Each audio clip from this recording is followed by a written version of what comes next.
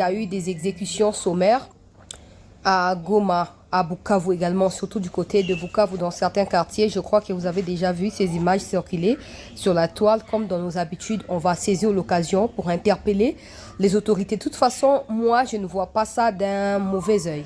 Je vais vous le dire pourquoi. Je vais vous dire le pourquoi.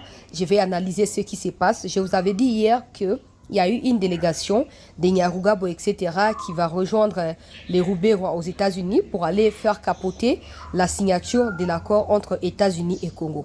Et comme dans les habitudes des Kagame, pour ceux qui suivent un peu de près Kagame, ils peuvent comprendre ce que je vais dire. Par contre, pour ceux qui ne suivent pas, diront que je défends les autorités congolaises. Mais ce n'est pas ça, parce que je ne peux pas défendre les autorités face au massacre de nos compatriotes. Alors, ils ont envoyé des gens pour faire échouer accord entre États-Unis et Congo pour faire croire aux Américains qu'il y a un aspect congolais qui est lié à l'occupation de Goma et de Bukavu. Donc, même si le Rwanda serait impliqué d'une manière ou d'une autre, selon eux, même si le Rwanda il est avéré que le Rwanda est là. Mais Kabila Katumbi n'a pas Kagame stratégie à Sikabazu et Rwanda.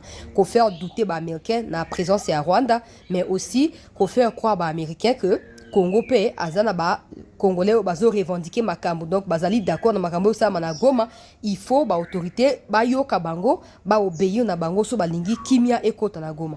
Nous savons tous qu'à chaque fois Kagame est coincé, si il n'insulte pas verbalement dans des interviews, il envoie des gens pour tuer. Il renforce ses rangs. Regardez bien ce qui se passe. À chaque fois qu'il y a eu une victoire diplomatique de la part de la RDC, il y a eu ces phénomènes-là. Il y a des massacres, il y a des sabotages, il y a des viols. Je ne dis pas que les autorités doivent rester mous devant ce genre d'actions menées par des Rwandais. Les autorités doivent réagir à la hauteur des menaces. Mais il ne faut pas non plus réagir de n'importe quelle manière. Parce que toutes les fois au Congo,